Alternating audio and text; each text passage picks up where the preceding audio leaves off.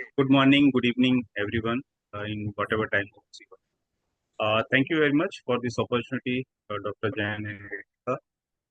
So I'll be today discussing about two check dams which we constructed in Anantapur, Andhra Pradesh. So let me take a few minutes to introduce about Sagal Foundation. Sorry.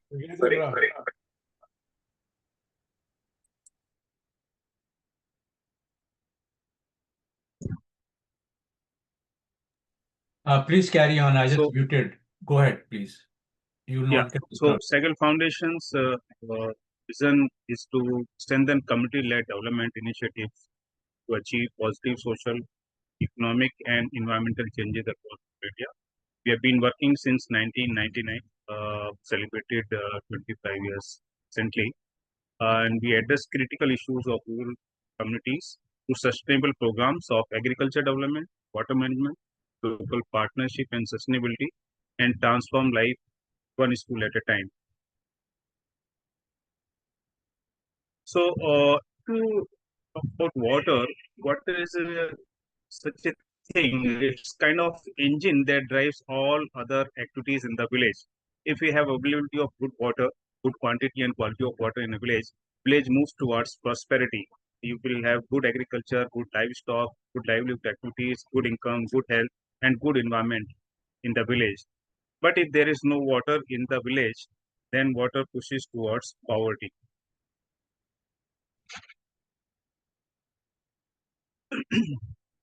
So this Anantapur district was earlier called Anantapur. Now it is called Sri Satya Sai district. It is a semi-arid climatic zone in South India with very hot and dry conditions. It's also rain shadow zone of Western Ghat with low limited rainfall and located on southwest corner of Andhra Pradesh close to Karnataka border. And this receives second lowest rainfall after Jaisalmer, just 535 mm rainfall. Agriculture in this area is mainly rainfed due to non-availability of surface water and groundwater resources also already exhausted. Sorghum and groundnut are the main crops in the villages because there is no much water available and people do rainfed farming. And there are frequently crop failures or they get very poor crop yield because lack of water. Most of the people migrate to nearby cities, Anantapur, Bangalore, and other cities in search of labor work. And there is seasonal river called Chitravati, which flows only in the monsoon period for 10 days to maximum 15 days. The rest of the time it is completely dry. So to this map, you can see India, then Andhra Pradesh, and then this Chilmatur Mandal, where these interventions were done.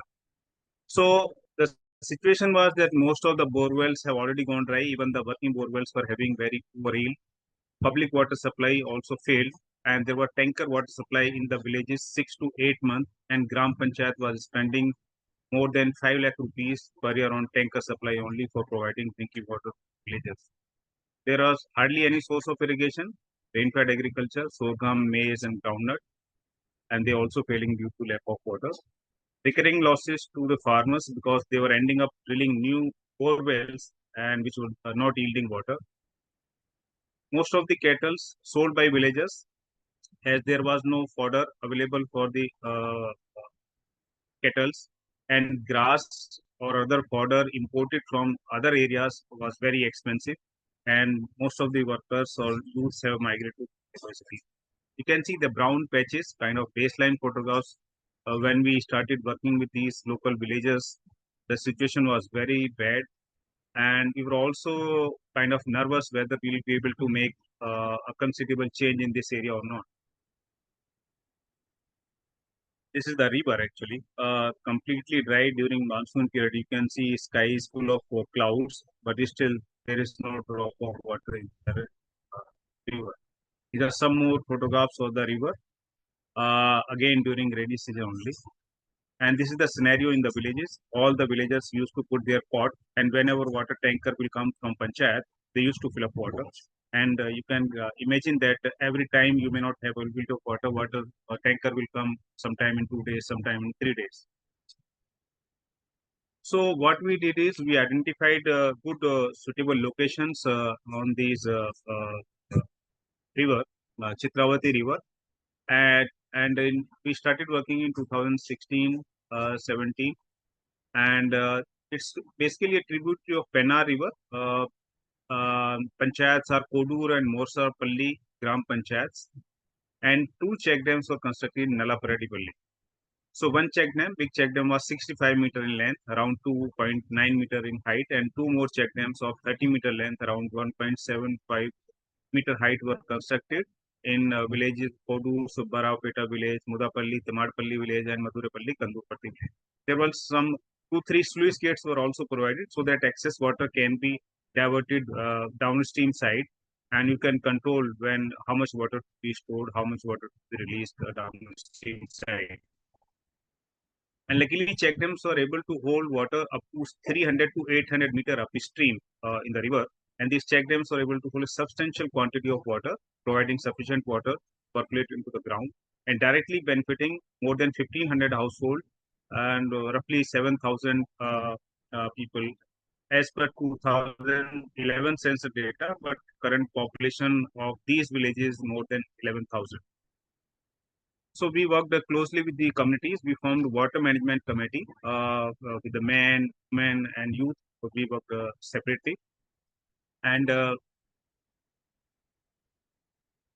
so we worked with Gram Panchayat, with water management committee, with farmers, school children, project beneficiaries, minor irrigation department, water resources department, groundwater, and water audit department, because some permission was required from this department to construct any check dam.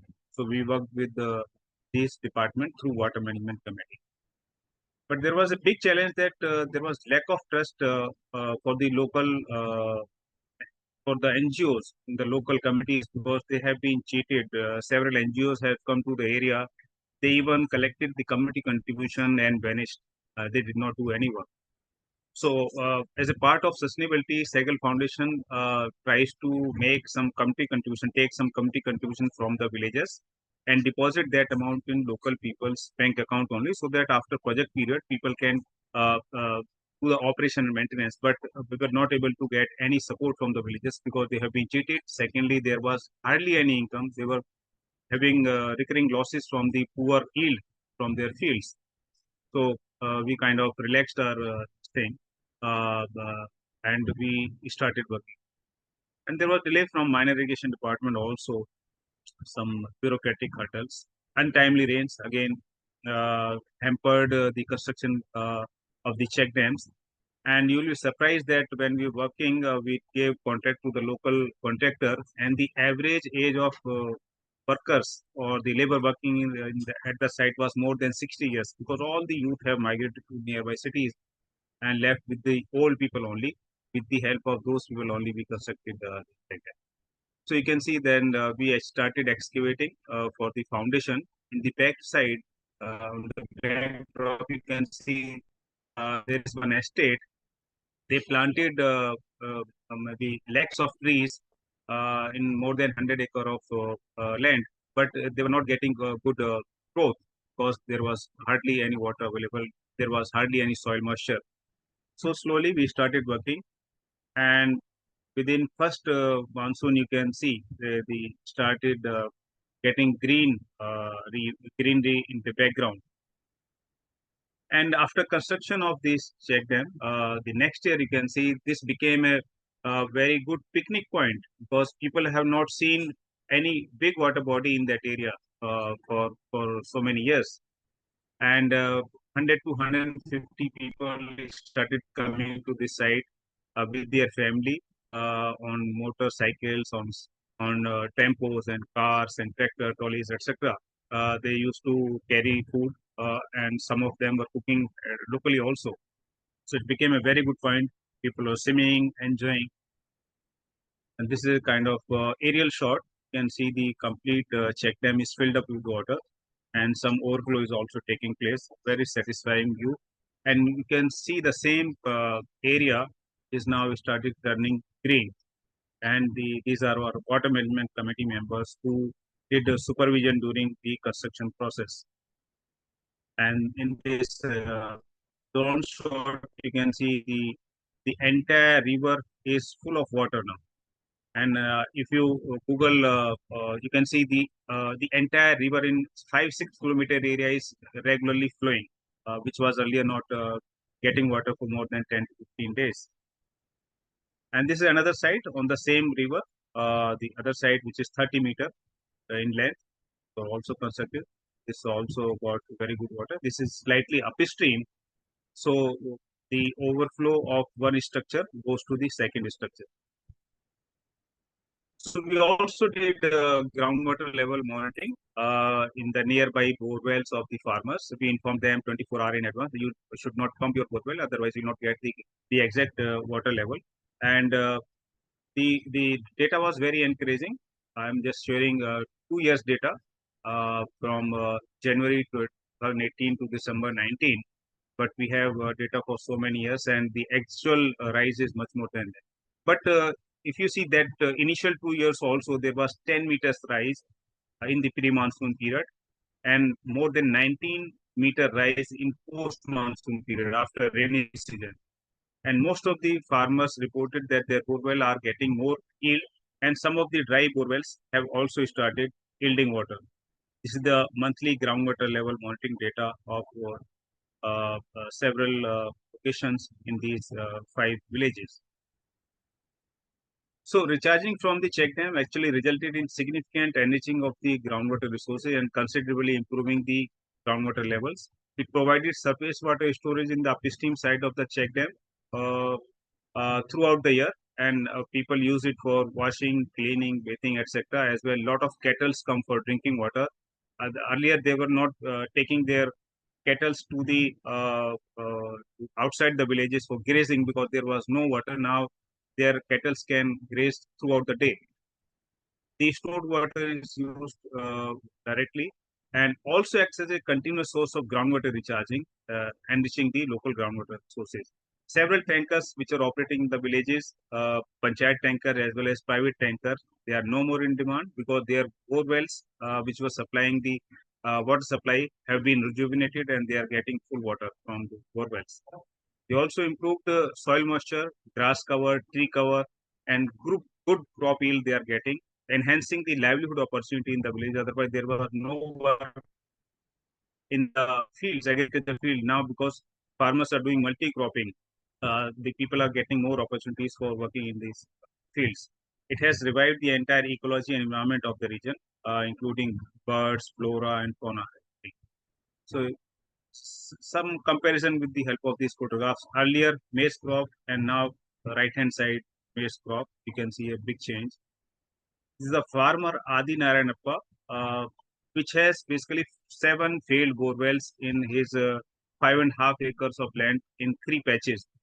He constructed 7 bore wells, but 2 of them were only getting some water, 1 inch, another 1.5 inch. Now, after check dams, 5 of his bore wells have been recharged, and he's getting 3 inch and 2.5 inch water, and he's getting 3 crops a year now. Earlier, he was able to take 1 or maximum 2 crops only. There are so many other farmers who have started doing horticulture and taking the crop.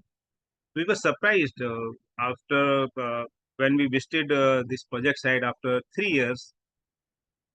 Area was having paddy, more than 120 acres of paddy in Kodur village. We were surprised because earlier even rain-fed crops were failing, and now their borewells are yielding good quality of water, good amount of water. So people kind of started cashing this opportunity, and they are doing paddy. So before only groundnut and sorghum, now they are taking maize, sweet corn, paddy, ragi, sunflower, tomato, brinjal, sugarcane, and the area under irrigation has improved by more than 35% because of higher groundwater levels. Crop yield increased by more than 75% and improved soil quality and access to water. Average income of farmer increased by 25% due to improved health of livestock. 95% farmer reported that they grow 3 to 5 crops also. They have started taking vegetable crops and short duration crops to increase the number of crops. Crop failure reduced 30 to 15%. and 82% farmer reported their improvement in quality of crop. This is the study done by Satwa, a consulting firm, uh, uh, which gave out very good data pre and post implementation of these check dams. They have touched almost all the aspect, the agriculture, livelihood, livestock, environment, everything. Maybe I can skip because time is little short. So basically, the thing is that with the help of these small structures or big structures, you can improve the groundwater availability in the area, which can be used by farmers. So it is little high investment intervention, but it recovers entire cost within 3 to 5 years only. And if people come together, people, public, private partnership can play a very big role, and you can bring a big impact. And this is the committee, local committee members, water management committee members. We train local committee members not only for supervision but post project monitoring also. And through this corpus which we raise through community contribution can be used for operation and maintenance of these structures. So just to give you a snapshot of, we have touched almost 5.73 million people across 2,800 villages. We are working in 73 districts of 13 states. These are just number of interventions we have done, number of check dams, recharge wells, nala work, soap wells, community trainings, awareness. These are building in Gurgaon, which is a lead platinum building, uh, uh, green building. Also have a 8 lakh liters storage tank, which we use for drinking and other building requirements. And all the wastewater is treated and used for gardening purpose and toilet flushing. It's a zero runoff building. We work with a number of partners, and through these partnerships, we have been able to multiply our work in 13 states. Even our partners, Coca-Cola Foundation, got National Water Award for this project, I was just telling you. And we also received, Segal Foundation also received National Water Project last year only. And this has been possible through multiple partnerships and faith of our partners, which have been continued their partnerships for last more than 15 years. Uh, Thank you very much. I think I'll stop here. If you have any questions, I'll be happy to answer.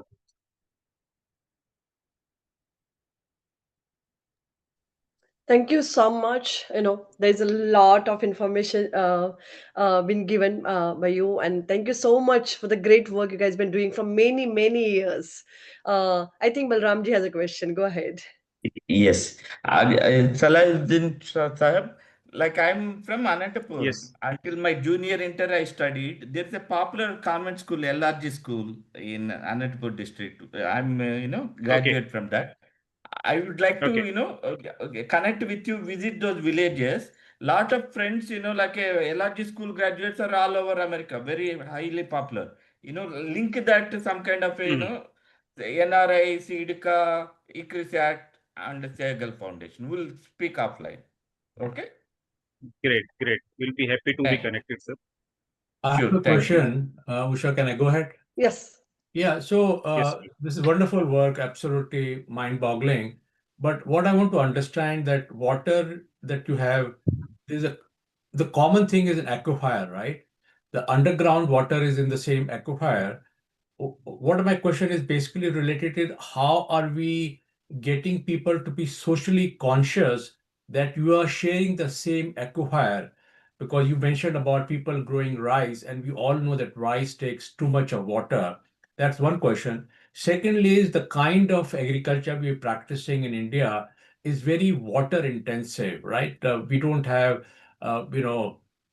drip irrigation. We don't have a lot of other things that we have. We can give an example of what Israel has done. So there are two questions: that are people being made conscious that they are sharing the same aquifer, and secondly, are any movement towards using more water efficient, more efficient water, farming practices? Thank you. Yeah. So this area has confined and semi-unconfined aquifers because of undulating terrain, and there are hard rocks. You have very thin layer of soil, and then you have hard rocks. So basically, the recharge is happening through fractured zones. And yeah, it's very difficult actually to control people's behavior, because for so many years they were not able to take good crops. Now, because water availability has improved, everyone wants to cash on this water availability, and uh, so we should be working closely with the farmers, not to go for these high intensive water crops, but people see it as an opportunity, and they're being able to grow good crops, and as a result they are getting good income. So we have done a couple of sessions with them, that you keep monitoring the water levels. So far you are getting good supply from your borewell. So far your groundwater levels, which were earlier more than 650 feet, now it has come to 120 feet, 130 feet. So unless it is further starting declining, you can continue whatever crops you want. But if the groundwater levels further starts declining from this level, you have to think twice before going for these cash crops. So far the water levels have been improving. Luckily, we got good rainfall also for last couple of years. So we don't think that there is any dangerous situation if people still continue doing these high water intensive crops. No, my suggestion is that even before you start in a place to do work, you have to make them socially conscious that you are doing this work for common good, and people should not be totally money minded and try to extract. Like we all know that mother has limited amount of milk. If one child wants to have all the milk, then others cannot have the milk, right? So what I mean to say, social consciousness, I think, should be before you go to a project and get a feedback from the people that reiterated multiple times that this is a common thing. Don't just be extractive. Try to be preservative in your thinking. I just a suggestion, right? I know it's very difficult in No, no, India. you are very, no, no, your suggestion is very valid, sir. But unfortunately, we don't have any policy in India through which you can regulate the use of groundwater. That's the saddest part. Whatever preaching you do, uh, people have right, uh, as per the regulations, that they can withdraw any amount of water from their bore wells, even for agriculture, even for tanker supply.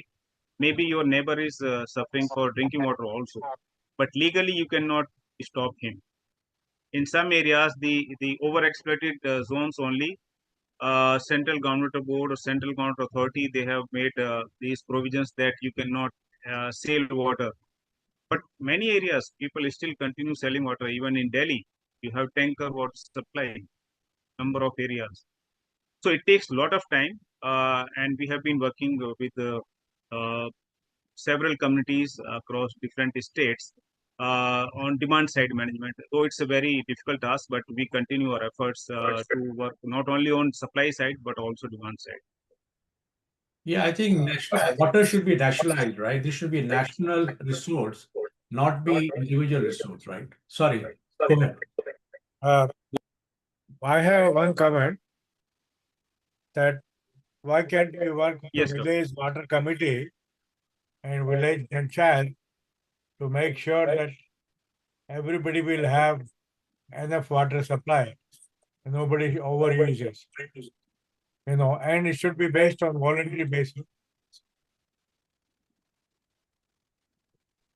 yes, some organizations have worked uh, with some communities, participatory groundwater management like WASAN, WTR, yes, another Pune-based organization. They have worked, they have some good successful story, but yeah, there is a lot of work to be done on this demand side management and committee based groundwater management. I have a I have a general question for all Please, sir. the water for agriculture.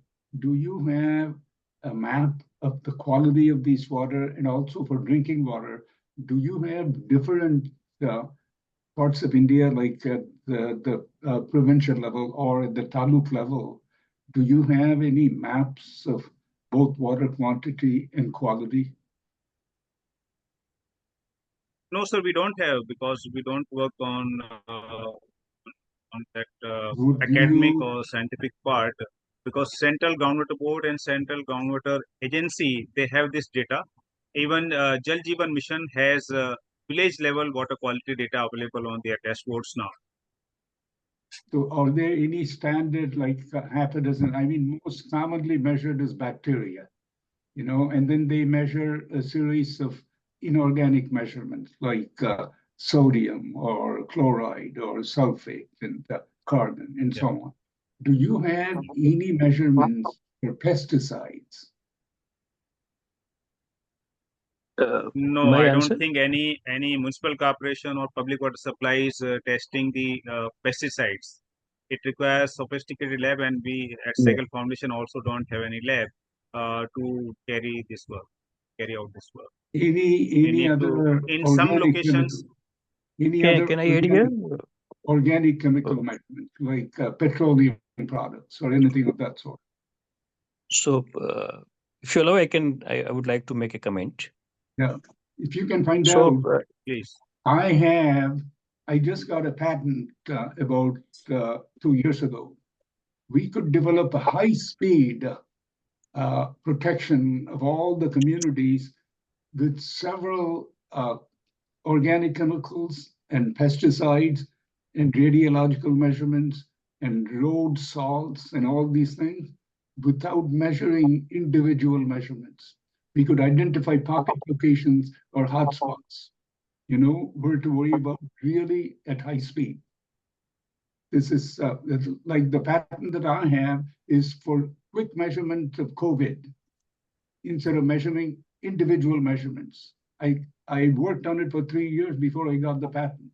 So we could employ the same infectious agent measurements, but then you need equipment like GC mass spec or other kind of very expensive instruments, but we don't have yes. them for individual samples. You collect 200 samples, the instrument is so good, you could at least find the hotspots immediately at high speed. And with some automatic robotic techniques, you can eliminate a whole bunch of areas. So if you give me a huge university auditorium, within 2 hours, I can say nobody is infected, or there are 1 or 2 people.